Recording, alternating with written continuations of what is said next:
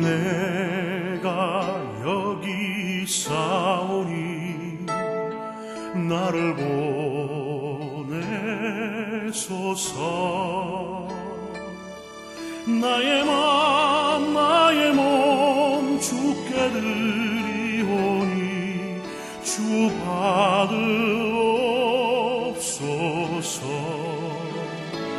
주님 내가 여기 있사오니 나를 써주소서. 가진 것 모두 다 주께 드리오니 주 받으옵소서.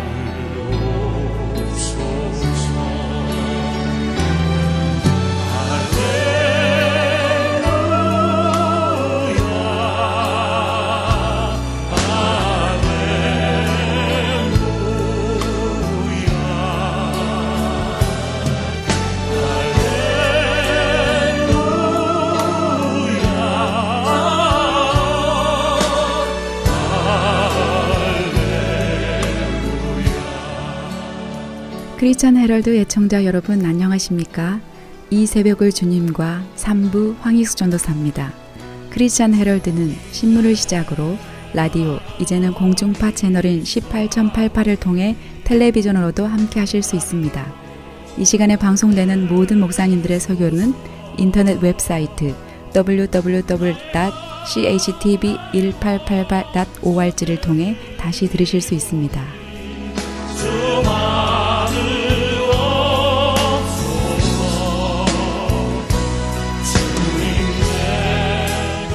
이 시간에는 먼저 헤럴드 초대석이 방송됩니다. 안녕하세요. 크리스천 헤럴드 초대석 시간입니다. 이 시간에는 시민권, 영주권 같은 이민 업무에 대한 전반적인 부분에서 큰 도움을 드릴 수 있는 분을 모시고 오늘 말씀을 나눠보도록 하겠는데요. 이분은 주는 사랑채 이민법률센터의 소장님으로 계시고요.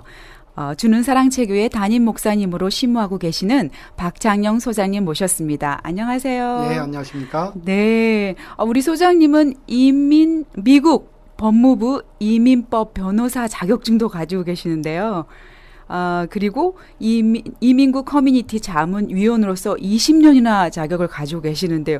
어떻게 해서 이런 일을 하시게 되셨어요? 네, 제가 이제 그 사역을 준비하던 1990년 중반경에 웰페어 개혁이 일어났었습니다. 그래서 미국 정부가 이제 지출을 줄이기 위해서 외국인들에게 주어지는 정부 혜택을 줄이겠다고 하는 이제 방침을 세우고 그걸 발표했을 때 우리 특히 연세 드신 분들 중에 또 많은 이민자들 중에 미국 생활에 정착하지 못하신 분들이 어느 정도 정부 보조를 의존하시던 분들이 많으셨었는데 그분들에게 큰 이제 어려움으로 닥쳐왔었죠. 그래서 저희들이 그 상황을 파악하고 이분들이 시민권을 받을 수 있는 길을 만들어 드려야 되겠다 해서 저하고 또 몇 분이 때리는 젊은 분들이 모이셔가지고 저희들이 이제 시민권 공부를 시작을 했어요. 그래서 시민권반을 개설했더니 한 300명, 400명이 오셔서 그분들이 이제 많이 도와드리다 보니까 시민권을 신청해 드리다 보니까 또 이민 업무에 대한 의뢰가 또 많이 오더라고요. 그래서 이제 전문 지식이 없이는 도와드릴 수 없다라는 것을 파악을 해서 이제 제가 나름대로 정부에서 인가해준 기관에 가서 트레이닝을 받고 그리고 시험을 봐서 이제 자격증을 받고 이제 커뮤니티를 좀 전문적으로 섬기기 시작을 했습니다. 네. 미국에서 이렇게 새롭게 시작하시는 분들한테는 이 법률 부분에서는 좀 겁도 나고 또 난감한데 이런 부분이 인해서 좀 도움을 주시고 시작하셨던 그 시작 동기 자체가 참 고맙고 감사하네요. 자, 보니까 저희 크리스천 헤럴드 그 방송 설교 말씀도 해주시는데 교회가 어디 있죠? 지금 저희 교회는 워싱턴하고 버먼트 인근에 있고요. 네. 그리고 저희 사무실은 법률 사무실은 올림픽하고 윌턴에 자리하고 있습니다. 네. 말씀도 듣기를 원하시는 분들은 자, 교회로 가시고요. 특별히 이 시간에는 우리 그 소장님께서 주로 사역하시는 그리고 업무를 보시는 부분이 어떤 것들이 있는지 좀 소개시켜 주세요. 예, 취업 이민은 저희들이 한 9월서부터 시작을 하지만 취업 이민을 빼놓고는 뭐 시민권 신청이라든지 네. 영주권 카드 갱신이라든지 부모님이나 배우자 또 자녀들의 영주권 신청 네. 또 종교 비자, 학생 비자 또 미국에 오셔서 신분 변경하시는 분들 네. 그리고 또 여러 가지 뭐 이민법에 대해서 많은 상담을 해드리고 있습니다. 네. 그러니까 전반적으로 미국 생활을 할 수 있는데 합법적인 방법으로 할 수 있도록 도와주는 기관이고 합법적인 기관인데요. 특별히 이제 제일 미국에서 생활할 때 보통 오시는 분들이 이제 자격 특별히 학생 비자로 와가지고 뭐 자격을 변경하는 부분에 있어서 좀 어렵지 않나요? 뭐 어려운 부분도 있고 또 어떤 분들은 자격이 되셔서 쉬운 분들도 계신데 네. 저희 이민법률센터 가지고 있는 그 취지는 세 가지가 있어요. 하나는 그 정확한 정보를 우리 커뮤니티와 손님들에게 전달해 드려야 되겠다 이런 생각을 네, 하게 네. 됐는데 미국에서 공부를 하다 보니까 미국에서 공부를 하고 커뮤니티에 나와 보니까 이렇게 소문이 너무 많습니다. 맞지 않는 소문들이 많아서 네, 그것들을 맞아요. 따라서 하시다가 이제 낭패를 보시는 분들이 많았고 두 번째로는 그 저희들이 그 커뮤니티에 나오기 전에는 이제 전문적으로 하시는 그 분들이 이민법만을 전문적으로 하시는 분들이 주로 이민법을 대응을 해주셨는데 수수료가 너무너무 비쌌어요. 네, 그렇죠. 네, 그래서 제가 알고 있는 업무량에 비해서는 수수료가 너무 비싸다는 것을 보고서 수수료를 좀 줄여서 이분들에게 필요한 그 서비스를 제공해 드리는 그 분야가 필요하겠다 해서 이 부분은 또 교회가 할 일이다 이렇게 생각을 해서 이민법률센터를 저희들이 교회 안에서 이제 세우게 됐었거든요. 그래서 이제 좀 아까 말씀드린 그 정보에 관해서는 이민법이라는 것은 그 연방 정부에서 이민법을 만들고 또 그 이민법을 이민국이 시행을 하는 과정에서 그 연방 정부에서 만든 법을 해석하고 이러는 과정 그러고 나서 그 정보가 커뮤니티에 나오는 과정에서 많은 그 잘못된 정보들이 흘러나오고 잘못된 해석이 있고 또 그것을 이민국 자체가 1년 전에는 A라고 하는 그 시민권을 갖다가 어떤 방법으로 처리하다가 또 1년 후에는 또 그 방침을 또 바꾸고 이래서 그 정보가 지금 현재 정확한 정보가 없이 5년 전, 3년 전 정보를 가지고 하시면서 또 낭패 보는 분들이 많았어요. 그래서 네. 저희가 이민국에 그런 이슈를 가지고 들어가서 담당자들하고 얘기를 해서 네. 한인 커뮤니티로서는 유일하게 네. 지금 이민국과 매달 만나서 이민국으로부터 현재 돌아가는 상황에 대한 정보를 듣고 또 저희 사무실을 방문해서 뭐 참 애매모호한 그 상황들을 가지고 오시거나 어려운 네. 케이스들을 가지고 네. 오시면은 제가 또 이민국에 들어가서 이민국 담당자들하고 직접 케이스에 대해서 의논해서 네. 정확한 답을 받아서 우리 커뮤니티와 또 개인들에게 그런 정보를 제공해 드리고 있습니다. 네, 사실은 보통 법률사에게 찾아가서 상담을 하게 되면 고가의 수수료를 내야 되기 때문에 가장 최근에 자격을 취득하신 분에게 가서 상담을 받거나 그분이 거쳤던 방법 그대로 밟다가 보니까 사실 연방정보법이 바뀌거나 그런 이제 실수로 해서 뭐 체류가 잘못된다거나 이렇게 자격이 주어지지 않는 잃어버리는 상황까지 가게 되는데요. 보니까 우리 소장님께서는 매달 한 번씩 미국 정부에 직접 들어가서 직접 가장 신속하고 새로운 정보를 가지고 상담해 주시기 때문에 정말 어려움 없이 미스 없이 갈 수 있는 것 같은데요. 그동안 사실 많은 분들 변호사분들이 풀지 못했던 네. 많은 분들을 사실 도와드린 것에 대해서 참 자부심을 갖고 있고 또 하나님께 또 이런 길을 열어주신 하나님께 또 감사를 드리고 있습니다.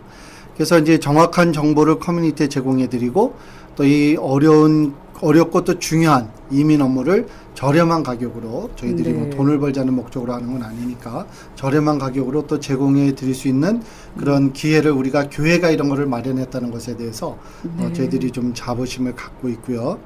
또 세 번째로는 저희들이 이민 업무를 하다 보면은 개인들에 대한 정보를 많이 다루게 돼요.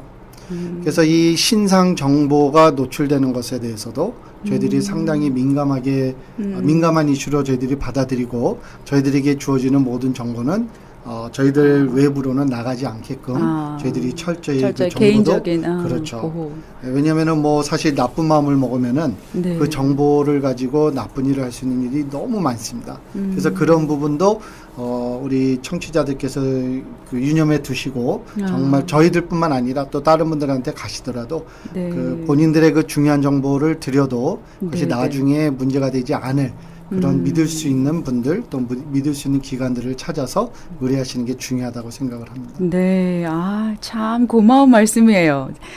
재정적으로도 저렴하게 문제를 해결할 수 있고 또 개인적인 정보도 철저하게 보호받을 수 있는 주는 사랑채 이민법률센터가 있다는 것이 참 감사한 일입니다.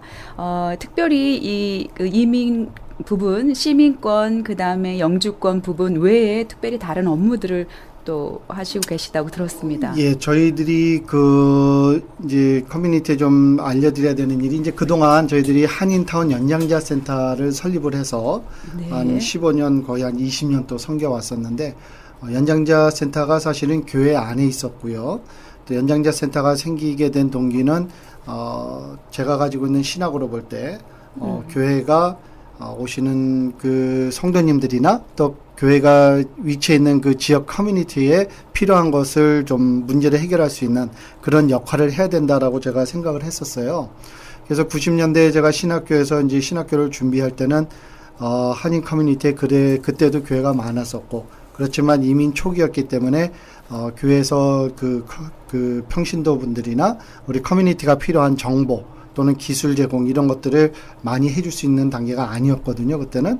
그래서 저희가 설교를 중심으로 해서 모이는 교회를 하기보다는 커뮤니티 어려운 분들에게 정보를 주고 서비스를 해주고 도와드리는 그런 쪽으로 나가야 되겠다 해서 저희들이 그 주는 사랑채 교회 안에 한인타운 연장자 센터를 설립을 해서 전문적으로 USC에서 노인학 박사를 하신 분을 모시고 저희가 커뮤니티를 한 거의 20년간 섬겨왔습니다. 그런데 그동안 이제 배꼽이 배보다 더 커져서 연장자 센터가 무진장 알려졌지만 연장자 센터가 교회가 하는 사역이라는 것을 아시는 분들은 많지 않았죠. 그렇지만 이제 뭐 오셔서 은혜 받고 도움 받는 것으로 저희들이 만족을 해 오다가 이번에는 이제는 저희들이 모든 일을 주님의 영광을 위해서 해야 되기 때문에 이제는 연장자 센터를 커뮤니티에 내놓기보다는 연장자 센터를 교회 안으로 데리고 들어오고 이제 주는 사랑채라고 하는 이름을 커뮤니티에 좀 더 알리는 데 중점을 둬야 되겠다 하는 그런 이제 우리 자체적으로 변화가 생겼습니다. 그래서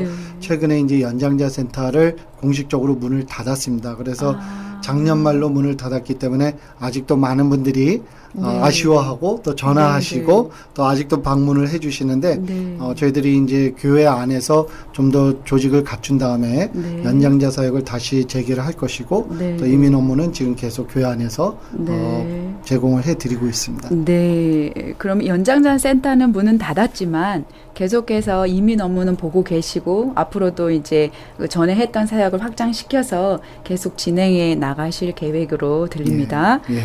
혹시 사역을 하시면서 기억에 남는 케이스가 좀 있으시면 나눠주시겠어요?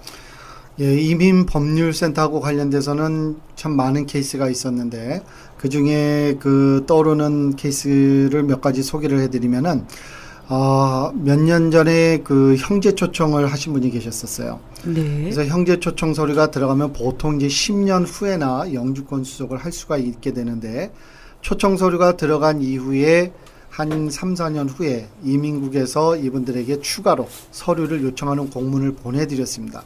그런데 그 공문이 나오기 전에 이분들이 이사를 했고 이분들이 이사를 하면은 이민국에 알려야 된다는 사실을 모르고 그냥 이제 초청 서류가 들어갔으니까 됐겠지 하고 기다리시다가 한 8년이 지나서 저를 찾아오셨는데 제가 이민국 이민국에 찾아가서 상태를 확인해 보니까 한 4년 전에 이 케이스에 대해서 추가 서류를 요청을 했는데 거기에 대해서 손님들이 답을 하지 않았기 때문에 서류를 죽여버렸다는 거예요. 그래서 8년을 기다리시면서 네 가족이 굉장히 그 영주권 받는 그 꿈을 가지고 8년을 고생을 하셨는데 서류가 죽었다는 말씀을 듣고 여러 변호사분들을 찾아다니면서 자문을 구했지만 아무도 그분을 도와줄 수가 없었습니다. 그래서 그때 이제 이분이 어떻게 저희 소문을 듣고 오셨어요. 그래서 제가 가만히 들어보니까 이분들이 의도적으로 서류를 포기한 것도 아닌데 어떻게 살려드리면 좋겠다. 그래서 이민국에 이제 수소문을 하기 시작을 했습니다. 그래서 제가 아는 분들한테 얘기하고 해서 한 1년 반이 지나갔는데 1년 반 후에 우연하게 이민국에 그 트레이닝을 갔는데 거기서 이제 이분 서류를 담당하고 이분 서류를 죽이고 살리고 하는 그 권한을 가진 총 책임자를 만나게 된 거예요. 그래서 그분한테 저를 소개를 해가지고 친해지면서 이제 이 케이스를 좀 알려드리고 이 케이스를 도와줄 수 있는 부분이 있으면 도와줄 것을 요청을 했습니다. 그랬더니 이분이 살펴보겠다라고 하고 케이스를 가져가시더니 한 달 후에 이 케이스를 살려주신 거예요. 그래서 가족 네 분이 그 후에 이제 1년 내로 수속을 끝내고 영주권을 받은 그런 케이스가 지금도 기억에 남습니다. 그래서 제가 좀 이 케이스에 대해서 왜 오래 마음에 남는가 하면은 여기저기 찾아갔는데 그 문이 다 닫혔어요. 그렇지만 이분들을 꼭 살려드리면 좋겠다라는 마음 때문에 1년 반을 제가 그 서류를 제 눈앞에 두고 제 책상 바로 앞에 두고 매일 기도하면서 이분들 그 케이스를 하나님께서 좀 열어주십시오 기도한 결과 1년 반 후에 그런 아주 그 만나기 힘든 분을 우연한 자리에서 만나서 네 가족이 영주권을 받게끔 도와준 케이스가 참 머리에 오래 남습니다. 듣기만 해도 참 감동이 되는데요. 안 되는 케이스, 불가능하다라고 해서 일반 법무부 쪽, 일반 이 일을 담당하시는 분들이 포기한 케이스를 가지고 1년 반 이상 이렇게 하고 계시는 우리 소장님 뵈시면서 믿음직스럽고 사실 이렇게 소문을 듣자 하니 정말 저렴하게 실비만 받고 이렇게 하고 계시는데요. 혹시 저희가 이런 부분을 준비하면서 이제 고객으로서 뭘 조심해야 되는지, 우리 사기 당하는 분들도 참 많잖아요. 저희가 나오기 전에는 참 그 사기 당하시는 분들 케이스들이 굉장히 많았어요. 그래서 저희들이 이민국하고 또 정부기관하고 기자회견도 여러 번 해서 이것에 대해서 저희들이 커뮤니티를 상대로 해서 많은 홍보를 저희들이 해왔었습니다. 그래서 뭐 꼭 저희가 그래서 그렇다기보다도 지금은 이제 이 사기를 당하고 저희한테 의뢰해 오시는 분들이 많이 줄어든 것으로 봐서 이제는 좀 그런 케이스들이 많이 줄어들었구나 이런 것을 좀 느낄 수 있을 것 같습니다. 그러니까 정보가 재산이고 생명이네요. 그렇죠. 왜냐면은 거의 한 10년 전에 저희들이 그 정식으로 활동하기 전에는 예를 들어서 그 변호사들까지도 DUI나 또 약간의 어떤 그 범죄 기록이 있으면 시민권 신청을 못하는 줄로 알았어요. 또 한 가지 예를 들어드리면 그래서 음주운전이나 약간의 사소한 범죄 기록이 있으신 분들이 시민권을 따지를 못하셨고 변호사분들 찾아가도 하지 말라고 그러셨고 그래서 저희가 이민국에 회의를 가서 이런 범죄가 있는 분들이 시민권을 못 땁니까? 라고 했더니 시민권을 딸 수 있다는 거예요. 그래서 저희들이 뭐 이렇게 음주운전을 하십시오를 권장하기 위한 뜻에서가 아니라 그런 기록이 있다 할지라도 반성하신 분들은 시민권을 딸 수 있다는 홍보를 커뮤니티 해드려가지고 지금은 이제 하면 안 된다라고 하는 무조건 안 된다라고 해서 거의 감옥 생활 하시던 분들이 이제 저희들을 통해서 올바른 정보를 받으시고 시민권을 신청하셔서 어느 정도 사소한 이제 실수로 사소한 뭐 법적인 문제가 있거나 DUI 있는 분들을 저희들이 많이 도와드렸는데 그 중에 기록이 7개의 DUI 기록, 음주운전 기록까지 신분을 도와드린 적이 있어요. 그것도 가능한가요? 근데 그분은 시민권을 받으시고 저희 앞에서 눈물까지 흘리셨는데 가족분들한테 이걸 얘기를 말씀을 못 드린 거예요. 그래서 이제 가족들은 다 시민권자가 됐는데 본인은 이제 이런저런 이유를 대시고 시민권을 안 따신 거예요.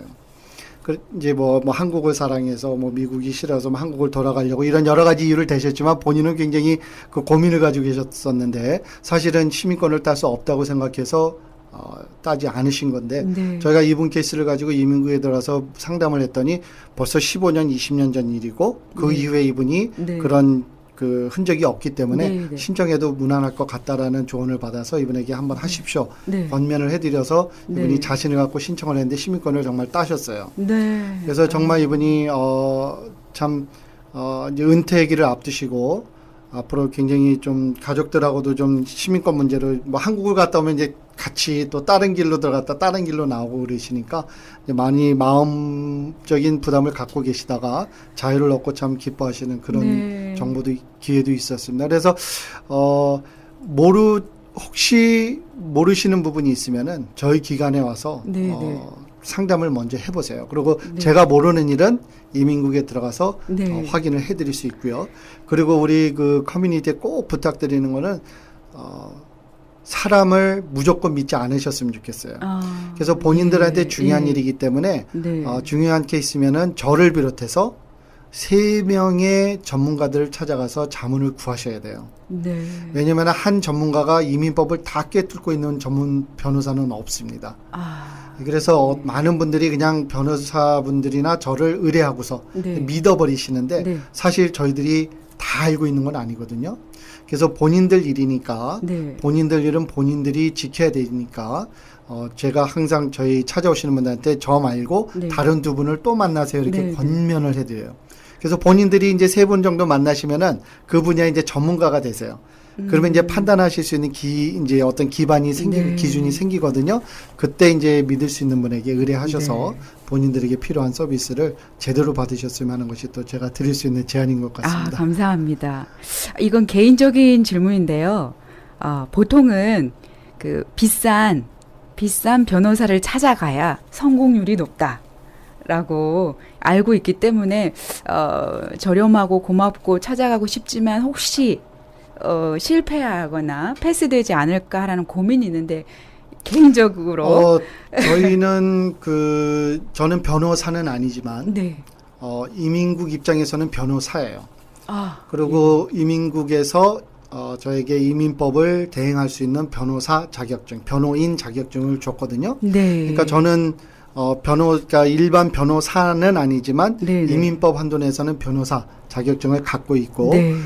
이민국 안에서 인정해주는 또 신뢰하는 네. 또 좋은 관계를 갖고 있는 개인이고 또 우리 기관이기 때문에 네. 저희들에게 오시면은 사실 그 벤츠 차를 네. 토요타 가격 내고 벤츠 차를 타시는 거하고 똑같다고 생각하시면 되겠습니다. 그래서 서비스나 네. 그 업무에 대한 퀄리티는 네. 그 어느 변호사 분들보다도 더 잘한다고 자부심을 네. 갖고 일하고 있습니다. 네. 네, 정말 감사합니다. 이 정말 기쁜 소식이에요. 사실은 그 캘리포니아 이곳에 사는 한국인들에게는 정말 기쁜 소식이고 그 저렴하면서도 정확한 정보에 의해서 성공률이 높은 이민 법률을 상담 받으실 수 있는 주는 사랑채 이민 법률 센터가 있다는 것이 참 고맙습니다. 이 이민 업무도 하시고 목회도 하시면서 목사님이 왜 그런 거 하냐라고 말도 들으셨을 것 같은데. 네, 많이들 네. 그렇게 말씀하시는데 이제 제가 알고 있는 그 성경은 우리 실생활에서 즐거운 일이 있으면 같이 즐거워해주고 또 어려운 일이 있으면 같이 그 고통을 나누면서 또 고통을 나눌 뿐만 아니라 문제를 해결해 주는 것이 목회자가 해야 할 일이고 또 교회가 해야 될 일이다라고 저는 그렇게 생각을 하거든요. 그래서 우리가 교회가 일요일 날만 제가 목회를 시작할 때는 우리가 일요일 날 또는 수요일 날 저녁 이렇게 교회에서 하는 일들이 좀 우리 생활에서 좀 벗어난 독특한 좀 종교적인 성향에 좀 치우쳐 있는 일들을 많이 했을 때였습니다. 그렇지만 저는 생각하기를 삶 속에서 어려운 분들과 같이 어울리고 그분들의 삶이 더 나아질 수 있게끔 목사로서 또 교회로서 그 서로 자원을 나누고 힘을 합치는 것이 목회의 방향이 바른 방향이 아닌가 이렇게 생각을 했기 때문에 그런 일을 전문적으로 해야 되겠다 해서 이런 일을 하게 된 것이죠. 네. 약한 자들과 가난한 자들에게 오셨던 예수님의 삶의 모습을 그대로 살고 계시는 한 분을 또 뵙는 듯 참 감사합니다. 과찬이십니다. 네. 우리가 그렇게 좀 소외되고 어려운 분들에게 도움을 주면서 이렇게 살아갈 수 있는 주님의 삶을 닮아가는 그런 삶을 살았으면 좋겠습니다. 다시 한번 주는 사랑채 이민법률센터 위치하고 전화번호 한번 소개시켜 주세요. 위치는 올림픽하고 윌턴에 소위 정병원으로 알려져 있는 그 건물 안에 305호실에 있고요. 전화번호는 323 지역에 735-7888, 323-735-7888이고요. 혹시 연장자센터 전화번호를 알고 계시는 분들은 옛날 연장자센터 전화번호로 연락하셔도 그 전화가 저희에게 들어오게 돼 있습니다. 네, 감사합니다. 네, 다시 한번 주는 사랑채 이민법률센터 전화번호입니다. 323 지역번호 735-7888, 323-735-7888번으로 박창영 소장님께 문의하시면 부담 없이 편안하게 신속하게 정확한 정보로 여러분들 도와드릴 수 있으실 겁니다. 연락하시고 도움 받으시기 바랍니다. 지금까지 주는 사랑채 교회 박창영 소장님 모시고 말씀 나눴습니다. 감사합니다. 사슴이 쉬는 물을 찾기에 갈급함 같이 내 영혼이 주를 찾고 주를 갈망합니다. 주여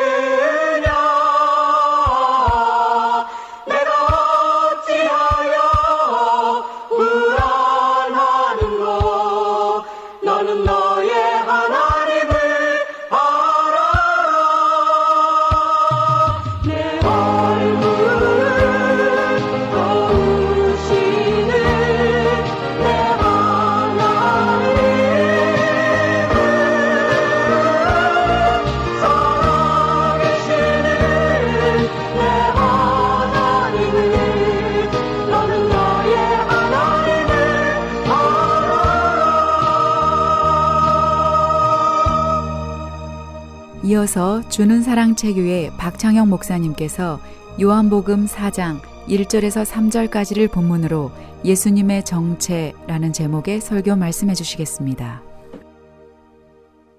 창세기가 물질적 세계의 창조를 다루고 있다면 요한복음서는 영적인 차원에서 교회의 창조를 주된 주제로 삼아 다루고 있습니다.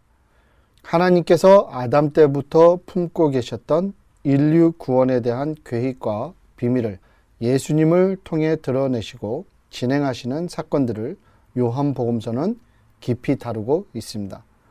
지난주에는 요한복음서 19장 36절을 살펴보면서 예수님의 죽음은 예수님의 신부인 교회의 창조를 의미한다는 주제로 여러분과 말씀을 나눈 바 있습니다.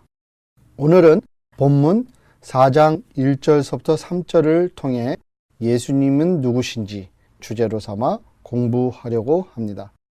다음 시간에는 4장 4절부터 26절을 공부하면서 예수님께서 이루고자 하셨던 목적을 공부하려고 합니다. 두 번의 시리즈를 거쳐서 예수님의 정체성과 예수님께서 이루고자 하셨던 목적을 공부해 보겠습니다. 본문 4장 1절부터 3절은 이렇게 기록되어 있습니다. 예수님께서 제자를 삼고 세례를 베푸시는 것이 요한보다 많다 하는 것을 바리새인들이 들은 줄을 주께서 아신지라. 2절 가로 열고 예수께서 친히 세례를 베푸신 것이 아니요 제자들이 베푼 것이라 가로 닫고 3절 유대를 떠나사 다시 갈릴리로 가실세. 초대교회 당시에는 예수님의 정체성에 대한 많은 소문과 이론이 나돌고 있었습니다. 예수는 누구인가? 예수님의 정체성, 그리고 그분은 무엇을 이루기 원하셨는가? 사람인가? 신인가? 선생인가? 선지자인가? 메시아인가? 정치인인가? 사회개혁자인가? 과연 이분은 누구셨는가? 이 질문에 대한 많은 소문이 나돌았는데 마태복음 16장 15절에서는 이 주제를 자세히 다루고 있는 것을 우리가 잘 알고 있습니다. 마태복음서에 보면 예수께서 빌립보 가이사랴 지방에 이르러 제자들에게 물어 이르시되 사람들이 인자를 누구라 하느냐 이르시되 더러는 세례 요한 더러는 엘리야 어떤 이는 예레미야나 선지자 중에 하나라 하나이다 이르시되 너희는 나를 누구라 하느냐. 이렇듯 예수님 당시와 예수님께서 돌아가신 이후에 예수님에 대한 정체성에 대해서 많은 소문이 나돌았던 것입니다. 이런 배경을 두고 오늘 요한복음서 4장 1절부터 3절은 예수님의 정체성을 밝혀주는 중요한 성경 구절 역할을 하고 있습니다. 이 성경 구절을 이해하려면 예수님 당시까지의 유대인 역사와 예수님께서 사역하시던 당시 상황에 대한 배경 설명이 필요합니다. 유대인들은 12지파로 구성된 민족입니다.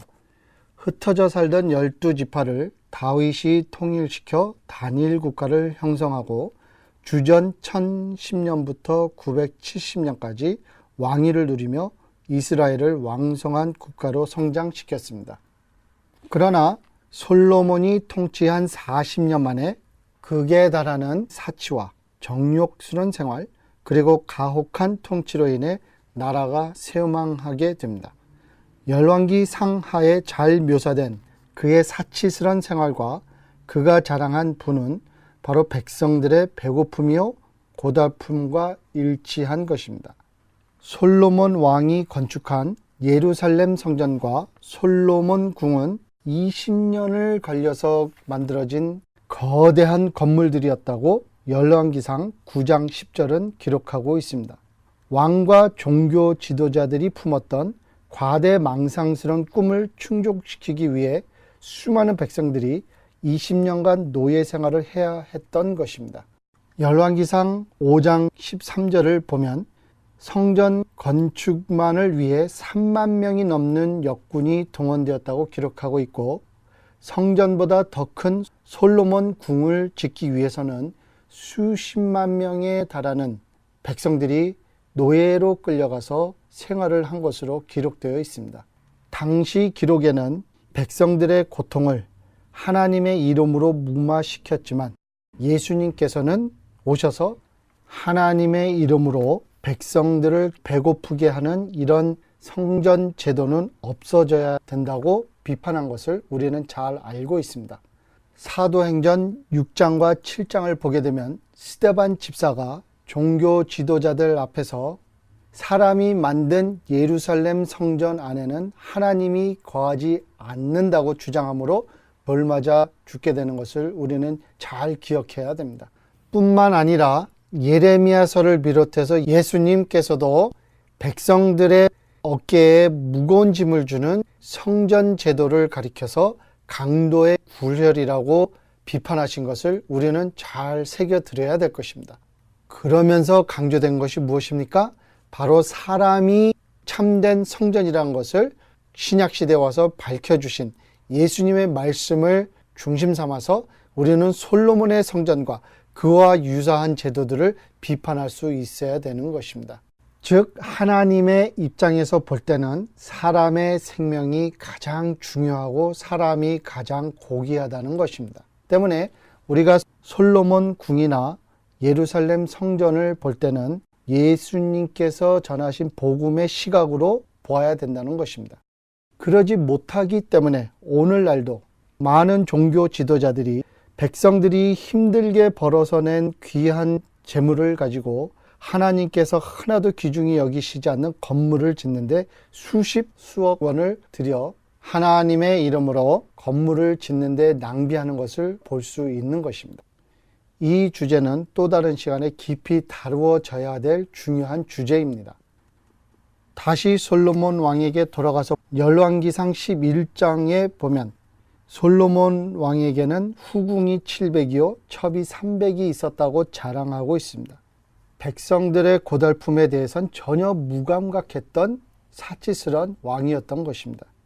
여러분들께서 시간이 나시면 열왕기상 12장 1절부터 16절을 성령의 눈으로 자세히 보시기를 권해드리겠습니다. 거기 보면 이런 스토리가 기록되어 있습니다. 솔로몬 왕이 죽자 그의 아들 르호보암이 왕자리에 앉게 됩니다.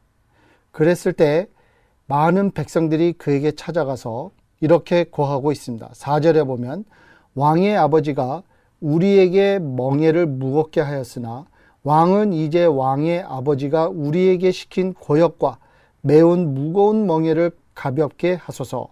그리하시면 우리가 왕을 섬기겠나이다. 이렇게 백성들이 요구하자 르호보암은 잠시 생각할 시간을 달라며 사신들을 돌려보냅니다. 그리고 3일 후에 찾아간 사신들에게 이렇게 답을 합니다. 12장 14절을 보면 내 아버지는 너희의 멍에를 무겁게 하였으나 나는 너희의 멍에를 더욱 무겁게 할지라. 내 아버지는 채찍으로 너희를 징계하였으나 나는 전갈 채찍으로 너희를 징치하리라 하니라. 이렇게 왕이 백성들의 고달픔을 듣지 않자 10지파들이 이스라엘을 떠나겠다고 선포합니다. 그래서 결과로 주전 922년에 이스라엘은 두 나라로 분열됩니다. 북쪽은 사마리아를 수도로 삼은 이스라엘이라는 나라로 남쪽은 10개 지파가 모여 유다라는 나라를 형성하게 됩니다. 서로 왕숙으로 지내다 주전 722년에 북쪽의 이스라엘은 아수르에 의해 완전 붕괴되고 흔적이 없이 지워지는 운명을 맞이하게 됩니다. 주전 586년에 유다마저도 바벨론에 의해 점령되고 바벨로니아의 포로가 되어서 디에스포라의 생활을 시작하게 됩니다. 36년간 일본 사람들의 통치를 경험했던 한국분들이 잘 알다시피 포로 생활이란 정말 눈물겨운 생활이었던 것입니다. 서글프고 고달픈 생활이었던 것입니다. 이런 고달프고 서글픈 생활을 하던 유대인들 사이에서 싹튼 것이 바로 유대주의라는 것입니다.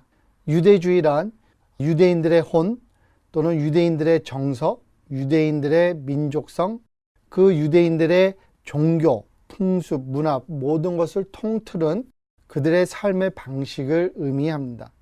그런데 이 유대주의가 가지고 있던 가장 중요한 요소가 하나가 있었는데 그것은 바로 유대 민족 국가의 건립에 대한 염원이었습니다. 당시 유대인들이 품었던 유대인들의 국가 건립에 대한 꿈을 이사야서 40장서부터 55장이 잘 다루어 주고 있습니다. 그래서 유대인들이 국가를 건립하기를 꿈꾸기 시작을 했는데 그 방법으로 채택한 것이 바로 구약에 근거한 유대 종교였습니다. 그래서 그들이 가졌던 유대 종교는 하나님이 주신 율법에 순종하자라고 하는데 중점을 두고 있습니다. 즉 하나님께서 주신 율법을 지키면 하나님께서 유대인들에게 국가를 허락해 주실 것이다 라고 하는 방정식을 가졌던 것입니다. 그래서 국가를 세우겠다는 염원과 그 방법으로 하나님의 율법을 지키겠다고 하는 종교의식, 그 두 가지가 연합돼서 유대인 민족을 하나로 묶어주기 시작을 했던 것입니다. 이렇듯 유대주의와 유대 종교가 자리 잡기 시작할 즈음인 주전 538년에 바사왕 고레스가 조소를 내리게 됩니다. 바사왕 고레스란 King of Persia, 즉 오늘의 이란을 가리키고 있는데 당시에는 큰 왕국이었습니다.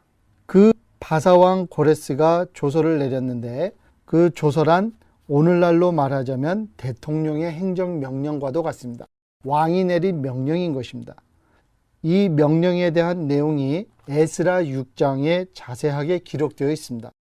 그 내용을 요약한다면 디에스포라 유대인들은 예루살렘으로 돌아갈 것과 예루살렘 성전을 재건할 것과 예루살렘에 돌아가서 유대인들은 살림을 차릴 것을 명령하고 있습니다. 그러나 다수의 유대인들은 예루살렘으로 돌아가지를 않습니다. 자기들이 벌써 자리하고 생활터전이 잡힌 곳에서 살기를 선호했던 것입니다. 그러자 학개 및 스가랴 등 선지자들이 디에스포라 유대인들에게 예루살렘으로 돌아올 것을 선동하기 시작합니다. 그때 느헤미야가 등장합니다. 느헤미야 선지자가 와서 주전 444년에 예루살렘 성 건립을 끝냅니다. 그로 인해 유대인들이 살 땅의 규경이 정해지자 구약을 중심으로 유대 민족이 뭉치기 시작합니다. 그렇지만 체계가 전혀 잡히지 않은 상황에서 많은 시간이 흘러가다가 에스라라고 하는 선지자가 등장하게 됩니다. 에스라 선지자가 주전 약 430년경에 출현해서 모세 오경을 토대로 두 가지를 강조하게 되는데 첫째로는 구약의 율법을 강조하기 시작했고 둘째로는 유대인들의 단일 민족성을 주장하면서 이방인들과의 혼인을 정죄하고 또 이방인들과의 접촉을 거부하기 시작합니다. 이에 대한 내용이 에스라 9장에 잘 묘사되어 있습니다. 많은 학자들은 에스라를 유대주의의 창시자로 인정하고 있습니다. 그로 말미암아 유대인들 사이에서 율법을 중요시 여기는 엄격한 종교 제도가 자리를 잡게 되고 유대 민족들에 대한 자만심 또는 우월심이 강조되면서 타 민족을 이방시 여기는 문화가 자리 잡게 됩니다. 그러면서 다수의 평범한 유대인들은 에스라가 주장하는 정책을 정면 반대하거나 거부했습니다. 그러면서 종교 지도자들과 이를 반대하는 대중들과의 대립 또는 충돌 또는 거리가 생기기 시작했습니다. 그러나 예루살렘에 몰려든 다수의 유대인들은 에스라의 정책을 따르기 시작했습니다. 그러나 에스라의 정책은 뜻하지 않은 결과를 초래하게 됩니다. 바로 유대인들과 접촉을 가진 타 민족들이 유대인들을 미워하기 시작했던 것입니다. 타 민족을 배타하고 자기들만이 우월하다는 것을 강조하는 유대인들을 많은 민족들이 미워하기 시작했던 것입니다. 즉 엔타이세미티즘, 반유대주의의 기원이 바로 이 당시에 기인하고 있고 타 민족은 배타하고 자신들만의 우월성을 강조하는 바로 유대주의에 기인하고 있는 것입니다. 그리고 이 사건이 에스더 3장 8절에 잘 묘사되어 있습니다. 결국 주전 2005년부터 129년까지 오늘날의 시리아에 위치해 있던 왕국이 유대인들의 정체성을 지워버리려 시도하는 사건이 일어나기까지 했습니다. 특히 주전 168년에 시리아의 왕인 안티오쿠스 에피파네스 4세가 유대인들의 종교 말살을 시도합니다. 그로 말미암아 유대인들이 무기를 들고 단합을 하는 결과가 초래됩니다. 정말 오랜만에 무기를 들고 유대인들이 단합해서 외부 세력을 대항해서 싸웠는데 이에 성공을 하게 됩니다. 그래서 수동적으로 하나님이 허락해 주는 이스라엘 국가를 기다리는 것보다 무기를 들고 싸워서 스스로 나라를 쟁취하려는 운동이 시작되게 됩니다. 당시 시리아를 상대로 싸울 때 마카비안이라는 이름을 가진 대제사장 집단이 앞장섰었고, 시리아를 상대로 싸워서 승리한 이후 주전 129년부터 63년까지 국가가 잠시 설립되었는데, 이때 크게 공을 세운 마카비안들이 나라를 이끄는 자리에 앉게 됩니다. 마카비안들이 이스라엘을 통치하기 시작하면서 도저히 자기들의 힘만으로는 나라를 통치하기가 어렵다고 판단되자 외부 세력의 힘을 받아서 이스라엘을 통치하기 시작하게 됩니다. 그러자 외부 세력과 결탁한 마카비안들을 반대하는 세력이 또 일어나기 시작했습니다. 그 반대 세력 중 가장 큰 세력을 형성한 그룹이 바로 바리세파였습니다. 바리새인 또는 바리세파라는 원래 단어 의미는 분리주의자라는 뜻을 가지고 있습니다. 즉 이들은 율법만을 지키자라고 고수하면서 외부와의 관계를 완전히 거부하는 믿음을 가진 종교 집단들이었습니다. 이렇듯 유대인 사회에는 여러 대립되는 생각들을 가진 집단들이 여럿이 생겨났고, 그들이 서로 다투기 시작을 하면서 오늘날 학자들에게 알려진 주데안 시빌 워, 즉 유대인들의 대내란이라는 시기가 시작했습니다. 주전 103년부터 76년까지 유대를 통치했던 마카비안의 지도자 알렉산더 제네우스라는 통치자는 사두개파를 지원했고, 그들과 함께 손을 잡고 바리세파 및 그 외 다른 반대 세력들과 심하게 다투기 시작했습니다. 그래서 주데안 시빌 워, 즉 유대인들의 대내란을 통해서 약 5만 명이 넘는 숫자가 죽는 결과를 낳고, 내란이 끝난 후 알렉산더 제네우스는 800명의 바리새인들을 한데 모아놓은 후 그들이 보는 앞에서 그들의 아내와 자녀들을 잔인하게 죽이고, 마지막에는 바리새인들을 십자가에 매다는 방법으로 몰살시킨 것으로 당대의 역사는 기록하고 있습니다. 아주 피비린내 나는 내란이었던 것입니다. 그 후 바리새인들은 무력 사용을 절대로 금하는 원칙을 채택했고, 율법을 지키는 것 외에는 절대 관여하지 않는 방침을 가지게 되었습니다. 그리고 원수 갚는 일은 하나님께 맡긴다라는 신앙을 갖기 시작했습니다. 이런 상황에서 로마가 예루살렘을 통치하는 시점에 이르게 됐을 때 로마 정부는 무력 사용을 절대로 금하는 원칙을 가진 바리새인들에게 힘을 실어주고 예루살렘을 통치하게 됩니다. 이렇게 진지하고 흥미롭고 혼란스러운 상황 속에서 예수님께서 등장하셨습니다. 설명드린 바와 같이 예수님께서 등장하신 때에는 마카비안의 후세 세력들이 있었고, 바리세파가 있었고, 사두개파가 있었고, 또 그 외에 성경에서 언급되어 있는 젤럿당이라는 세력도 있었고, 성경에는 잘 기록되어 있지 않지만 역사책을 통해서 확실하게 확인된 바 있는 에센이라는 그룹도 있었습니다. 젤럿당은 무기를 들고 무력을 사용해서 이스라엘의 국가를 건립하겠다는 생각을 가진 세력들이었고, 에센이라고 하는 그룹은 완전 세상과 거부된 동굴 속에서 세상을 등지고 오직 종교 생활에 심취해 있던 그룹이었습니다. 그리고 우리가 잘 알고 있는 세례 요한의 세력들도 있었습니다. 추가로 설명드린다면 무기를 들고 이스라엘 국가를 건립하려고 했던 젤럿 당은 로마 대국을 상대로 항거하여 주후 70년에 로마 제국에 의해서 완전 붕괴되고 로마 제국은 예루살렘 성전을 파괴하고 이스라엘 사람들을 심하게 압제하는 그런 결과를 낳기도 했습니다. 이런 정치, 사회, 종교적 배경을 두고 당시 로마인들과 이스라엘 사람들은 예수님의 정체에 대하여 질문하고 있었던 것입니다. 그는 과연 누구인가? 그는 과연 메시아인가? 그는 과연 칼을 들고 이스라엘의 국가를 건립하는 데 앞장설 정치적, 군사적 지도자인가? 아니면 그는 종교 지도자인가? 아니면 그는 나약한 한 인간에 지나지 않는가? 이런 여러 가지 질문이 있었던 것입니다.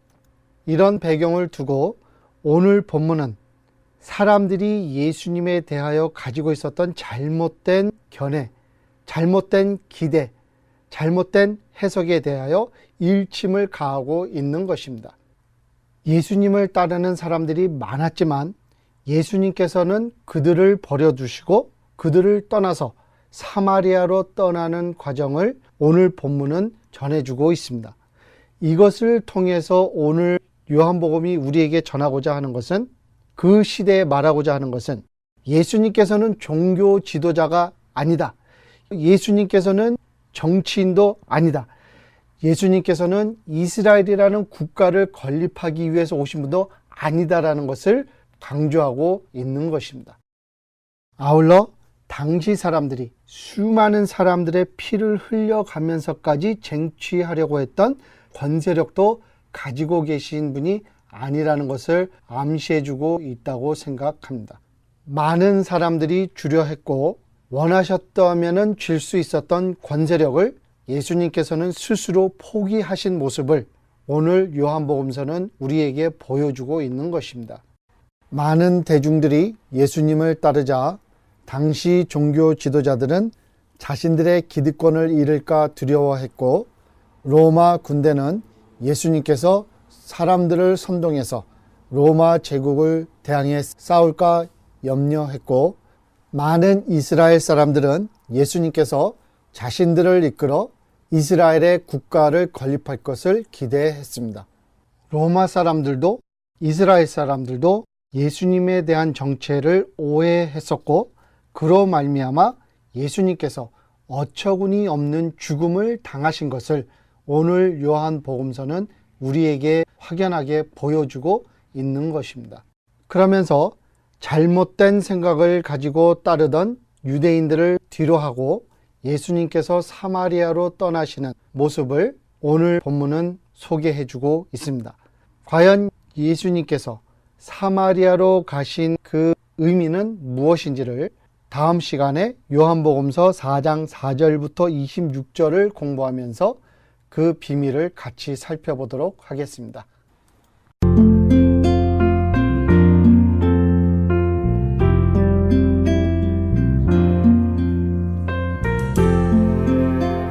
지금까지 주는 사랑체 교회 박창형 목사님의 설교 말씀이었습니다. 주는 사랑체 교회는 1501 웨스트 워싱턴 블러버드 로스앤젤레스에 위치하고 있으며 주일 예배는 오전 10시 30분, 수요 예배는 오후 7시 30분에 각각 드려지고 있습니다. 이 시간 방송을 들으시고 신앙의 도움을 받기 원하시는 분들은 전화 213-247-3560, 213-247-3560번으로 문의하시기 바랍니다. 또한 주는 사랑제 교회에서는 사회봉사 비영리기관인 한인타운 연장자센터와 연계해 시민권 신청을 위한 각종 이민 업무 서비스를 하고 있습니다. 미국 이민국의 공식 인가를 받았으며 박창영 목사님께서 직접 관련 업무를 도와드리고 있습니다. 이와 관련된 자세한 안내도 213-247-3560으로 문의하시기 바랍니다.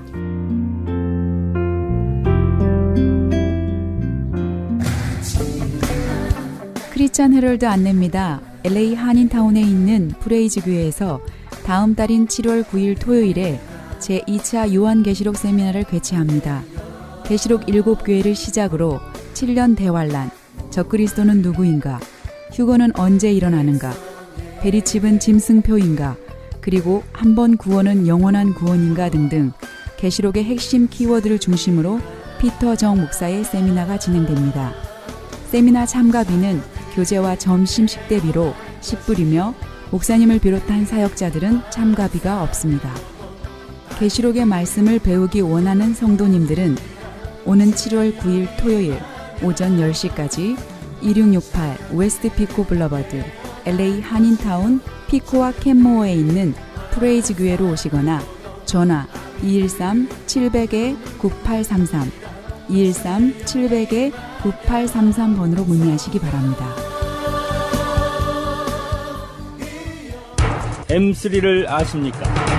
무슨 병에 걸렸던지 큰 효과를 준다는 신비한 영양제. 혈액에 영양을 공급하여 힘이 생기니까 피곤하지 않고 이제는 지팡이 없이 걸을 수 있다고 많은 분들이 간증을 합니다. 혈액 해독, 기력 회복, 뼈 골수 영양 공급, 심장, 뇌, 혈전 용해. 유태인 회사가 제조한 특수 영양제. M3, 혈액순환을 잘 되게 하는 최고급 영양제. M3, 크던 작던 아픈 곳이 있다면 M3.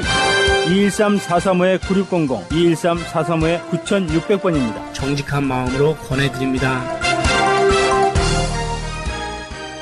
아니 당신 미장원 다녀왔어? 헤어스타일이 확 바뀌었네. 홈쇼핑월드 차홍 고데기로 마술을 부렸지. 홈쇼핑 월드 차홍 고데기. 차홍 허니앤비 샴푸로 머리 감으면서 차홍 헤어두피 마사지를 쓰면 머릿결이 너무너무 부드러워지고 한 움큼씩 빠지던 머리카락도 눈에 띄게 덜 빠져. 차홍 고데기 너무 좋아. 그럼 그 웨이브 머리도 당연하죠. 3, 4분이면 이렇게 풍성한 웨이브 머리를 만들 수 있다고요. 너무 이쁘다. 어디서 샀어? 홈쇼핑월드. 가격 만족, 품질 만족, 행복한 쇼핑. 팔가와 웨스턴 홈쇼핑 월드. 힘들고 지쳐 넘어하고 넘어져. 지금까지 크리스찬 헤럴드에서 보내드린 이 새벽을 주님과 여기서 모두 마치겠습니다. 오늘 하루도 주님의 은혜 가운데 거하는 성도님들이 다 되시기 바랍니다.